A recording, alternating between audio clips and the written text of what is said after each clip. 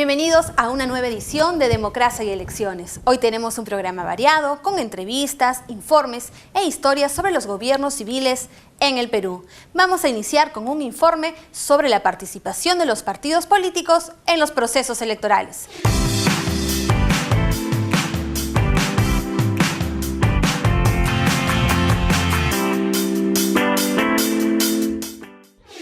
En las elecciones regionales y municipales de 2014, solo 5 presidencias regionales fueron obtenidas por partidos políticos. En las 19 restantes, los movimientos regionales fueron los protagonistas de la contienda electoral y ahora ocupan los principales sillones regionales y municipales. Lo que hemos visto en las últimas elecciones regionales es que la tendencia a la fragmentación y la tendencia a profundizar la crisis de representación política se ha acentuado en el Perú. Al entender del politólogo, la crisis de la representación política en el país es histórica y se debe a una débil identidad programática con la realidad social, es decir, propuestas y programas de gobierno básicamente económicas que no se cumplen cuando se llega al poder. El acta de fundación de todo partido político que busca inscribirse en el sistema contiene idearios partidarios. Según el director, desde la creación del registro de organizaciones políticas, la ideología de los partidos se ha ido perdiendo con el tiempo. Esta falta de representatividad que siente el pueblo en sus organizaciones y autoridades se debe a la falta de presencia al interior del país a través de los comités partidarios, a las cúpulas partidarias, pero sobre todo a la débil democracia interna de los partidos políticos. Dejar de lado de repente la defensa de valores como el valor a la vida, el no al aborto, la oposición al matrimonio homosexual, tratar de esconder esos temas para privilegiar temas mucho más generales, ¿no? Por ejemplo, la seguridad ciudadana, la reforma del Estado, temas que no polarizan, que no dividen a la sociedad. En su opinión, este mecanismo, que sí ha tenido sus frutos en otros países de la región, en el nuestro no ha logrado su objetivo y por el contrario ha alejado a las masas más jóvenes del país que poco o nada permanecen al interior de estas organizaciones. Porque no hay algo que los ate, no hay algo que los ancle al partido. A su parecer, los partidos políticos deberían invertir más en la formación política de sus cuadros jóvenes a través de capacitación no solo ideológica, sino también en carrera política. El proyecto de nueva ley de partidos políticos contempla que el financiamiento público por parte del Estado a estas organizaciones debe estar destinado justamente a esta formación. A partir de esta edición estamos brindando un espacio a los partidos políticos para que den su opinión sobre distintos temas de interés ciudadano en nuestro bloque de entrevistas rumbo a las elecciones generales 2016. En esta ocasión contamos con la participación de la congresista Marisol Perestello del Partido Popular Cristiano.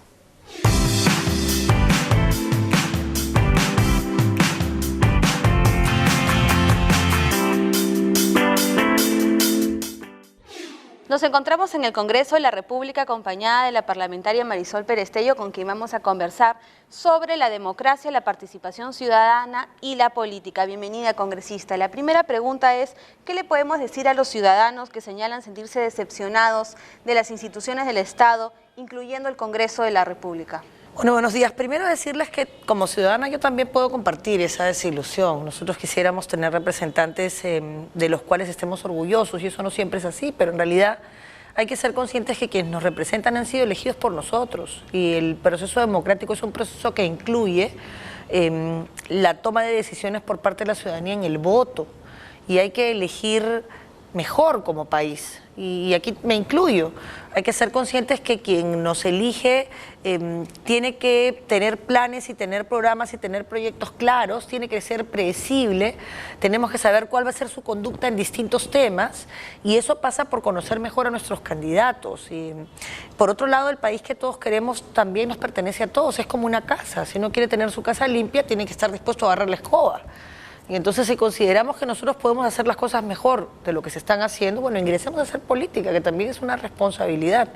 Es un cargo que viene con carga, pero es poner al servicio del país todo lo que somos como seres humanos, ¿no? Además del comportamiento de los ciudadanos al momento de votar, también está el comportamiento de los políticos que llegan con una idea, con una propuesta al poder y cuando llegan al poder ya se comportan de una manera distinta. Entonces ahí es donde viene la decepción de los ciudadanos. Por eso es importante fortalecer partidos políticos, porque hay que fortalecer instituciones en realidad. No se trata solo de fortalecer un partido, sino de fortalecer el Poder Judicial, fortalecer el Poder Legislativo, de manera que nosotros podamos tener eso, predictibilidad. Cuando uno respalda un partido político, lo que respalda detrás de ese nombre, PPC por ejemplo, son ideas. Nosotros tenemos una concepción sobre la economía clarísima, que no ha cambiado en 40 años. Obviamente ha habido un signo de los tiempos que hemos tomado en cuenta, una visión de desarrollo, por ejemplo, una presencia indígena que no se tomaba en cuenta antes en la construcción de un modelo de desarrollo país, hoy día sí.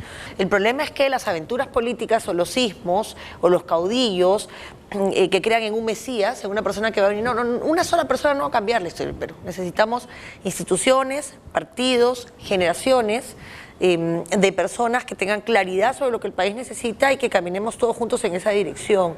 Justamente porque es importante la participación política activa de la ciudadanía para la vida política del país, tal vez a través de movilizaciones o movimientos a través de las redes sociales, ¿no? ¿Qué tan importante es para la vida política? Yo creo que mucho, ¿no? Yo, por ejemplo, ahora estoy acompañando una movilización social que se llama #Reúne, que me parece muy importante, creo que de las más importantes que he visto últimamente.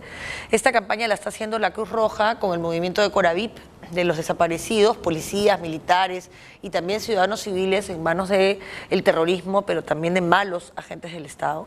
Y movimientos como ese también han hecho que se corrijan decisiones equivocadas. Por ejemplo, la primera elección del TC, de la Defensoría del Pueblo, que el Congreso, aun cuando ya haya sido parte de esas decisiones, replanteó y corrigió bien. Espero que podamos elegir al Defensor del Pueblo pronto, Eduardo Vega. Y a mí me parece que el control político desde el ejercicio ciudadano es sano, es bueno y es necesario. ¿Qué cree usted que deberían de brindarle los políticos en esta campaña electoral que está a puertas de comenzar a toda la ciudadanía, en estas campañas electorales en general? Yo creo que la verdad, ¿no? Certeza. Creo que lo más importante de un político es que uno debe saber hacia dónde va. Uno debe saber qué esperar de ese político. Uno debe saber que si es un tema económico, por ejemplo, la posición de ese partido va a ser en contra de un Estado empresario. Tienes que explicar por qué. Va a ser a favor de un Estado que distribuya mejor la riqueza y que busque justicia y libertad. Te estoy hablando de postulados del PPC. Y es lo que necesita el ciudadano que está sentado mirando televisión. A ver, ¿qué cosa vas a hacer con las políticas sociales? ¿Vas a eliminar todos los programas sociales? No, no los voy a eliminar. Pero voy a caminar a que esos programas sociales vengan acompañados a un liberarte de la necesidad de ser mantenido por el Estado para que tú tengas acceso a educación, acceso a salud, acceso a trabajo. Y a mí me parece importante eso, decirle la verdad al ciudadano para que tengamos los políticos predictibilidad y el país decida su destino, ¿no? ¿Y cómo comprobamos que están hablando de la verdad los políticos? ¿Cómo le decimos al elector? Pues eso es lo que pasa con un chofer que se sube a manejar un tráiler y no tiene brevete, pues, ¿no? O sea, uno tiene que saber lo que va a hacer y tiene que asumir, por ejemplo, que un congresista no tiene iniciativa de gasto y entonces en donde no tienes iniciativa de gastos tendrás que hacer fiscalización para empujar que las políticas públicas o las decisiones vengan del Ejecutivo. Tienes que tener claro cuál es el rol que vas a cumplir, si vas a legislar, si vas a fiscalizar o si vas a representar. Entonces yo creo que es interesante darse cuenta de la necesidad de ser consistente entre lo que tú prometes, lo que estás en capacidad de hacer desde el Legislativo y lo que después haces, y también, por supuesto, desde el Ejecutivo, ¿no? Finalmente, ya en su papel no como figura política, sino como ciudadana, ¿por qué es importante vivir en un sistema democrático? ¿Y cómo debemos contribuir nosotros para fortalecer esta democracia? La democracia nos permite vivir en una sociedad con reglas, con libertad, con justicia, y a partir de ese desarrollo de todas nuestras capacidades como seres humanos en sociedad, no hacer que prevalezca ni la ley del más fuerte ni la venganza privada, poder encontrar la felicidad. Y la democracia es una forma en la cual todos podemos encontrar eso en el arte, en la música, en la ciencia, que nos va a hacer ser felices, ¿no? Vivir en paz, es la paz la premisa que uno necesita para poder desarrollarse, ¿no? Vamos a ver cómo viven otros países, Venezuela, sin ir muy lejos, o Siria, en el que estás en conflicto constantemente, o en guerras civiles, o en dictaduras, y no vives en libertad, en la libertad en donde tu derecho termina donde empieza el del otro, pero encontramos mecanismos para, viviendo en paz, ser felices, ¿no?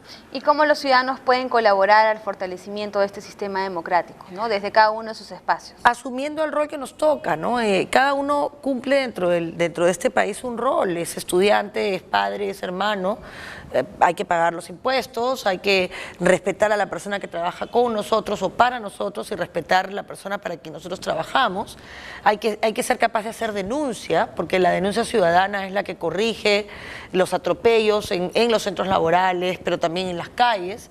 hay que ser capaz de indignarse frente al hambre, y frente al dolor y frente a las dificultades del otro. Y hay que ser conscientes que nadie va a salir adelante solo, que los problemas del otro nos afectan. Entonces la indiferencia, el día que nosotros dejemos de lado la indiferencia y podamos ser capaces de construir desde el espacio en el que tenemos un país mejor donde vivir, habremos contribuido. Bueno, muchas gracias, congresista, por Muchas haber gracias estado a ustedes con por la nosotros oportunidad. en este bloque especial de Democracia y Elecciones rumbo a las elecciones generales 2016. Muchas gracias.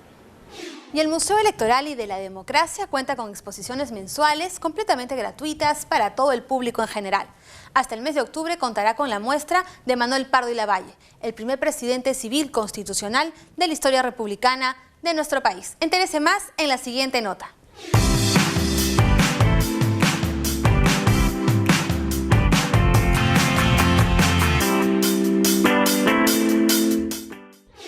La sala de exposiciones del Museo Electoral y de la Democracia del Jurado Nacional de Elecciones expondrá hasta el mes de octubre la vida y obra del primer presidente civil del Perú, Manuel Pardo y Lavalle. El museo, ubicado en la sede central del organismo electoral, expone desde agosto distintas piezas que grafican un camino en la historia de la vida política del país. La elección de Manuel Pardo y Lavalle como mandatario significó un paso en la búsqueda por alcanzar la democracia y dejar atrás la obtención del poder a través de los golpes de Estado. Los golpes fueron tantos e innumerables que ni siquiera leyendo los 2 tomos de Basadre los podemos contar. Era una vida muy inquieta, de caudillos militares que se enfrentaban unos a otros constantemente. Lo que habían eran guerras civiles entre ellos, ¿no? La idea del golpe de Estado es cuando ya hay una institucionalidad estable y se puede ser una sorpresa el cambio de poder. Hasta 1860-70 no había estabilidad, por lo tanto los golpes de Estado son de ahí hacia adelante. El también sociólogo y exdirector de la Biblioteca Nacional agregó que durante el poco tiempo que tuvo en el poder, Pardo y Lavalle planeaba conectar las regiones del país con la construcción de ferrocarriles, crear escuelas de ciencia y tecnología y traer a reconocidos especialistas del exterior. Además, formó el primer partido civil del Perú. Y realmente fue un fenómeno especial, un hombre del progreso, en todo el sentido de la palabra, y además él aparece con el primer partido moderno, entre paréntesis, pero todavía pequeño, que era el Partido Civil. Como su nombre lo explicaba, quería decir 2 cosas. No llegamos con un golpe de fuerza militar o lo que fuera, y llegamos entre civiles competentes. Neira Samanés señaló que por todo ello, la figura de Manuel Pardo y Lavalle significó el gobierno más transparente del siglo. Lo trágico es que lo matan. Lo asesinan, ¿no? Se frustra un gran estadista. Todo este viaje imaginario por la vida de una gran figura como Manuel Pardo y Lavalle fue posible gracias a las piezas de la exposición del Museo Electoral y de la Democracia. El director Miguel Seminario Ojeda precisó que los objetos y documentos tienen como fin ofrecer a los visitantes y electores información de la evolución y la historia electoral del Perú. Así encontramos esta fotografía de Pardo y Lavalle cuando ejercía la presidencia de la República y esta otra que recrea su asesinato en el año 1878. Aquí tenemos una fotografía del Gabinete de los Talentos que acompañó al presidente Mariano Ignacio Prado entre 1865 y 1868. En este gabinete, junto con Manuel Pardo y Lavalle, se encontraron Toribio Pacheco, José Simón Tejada, José Gálvez de Gúsquiza y José María Quimper. Aquí nos encontramos con 2 publicaciones referidas a don Manuel Pardo y Lavalle. En la primera de las mencionadas aparece su vida y su obra durante todo el ejercicio de su gobierno, y luego una publicación que es un informe dirigido a él como presidente de la República. Además, podemos ver una de las pocas fotografías originales que hay de Manuel Pardo durante su vida, un poco antes de su asesinato, ya cuando era senador por la República. Todas las personas, entidades e instituciones educativas están invitadas a realizar este viaje en el Museo del Jurado Nacional de Elecciones, ubicado en la avenida Nicolás de Piérola 1070. El horario de atención es de lunes a viernes, desde las 8 de la mañana hasta las 4 de la tarde, y los sábados y domingos con previa coordinación. Eso ha sido sido todo en Democracia y Elecciones. Nos reencontramos la siguiente semana con más información electoral.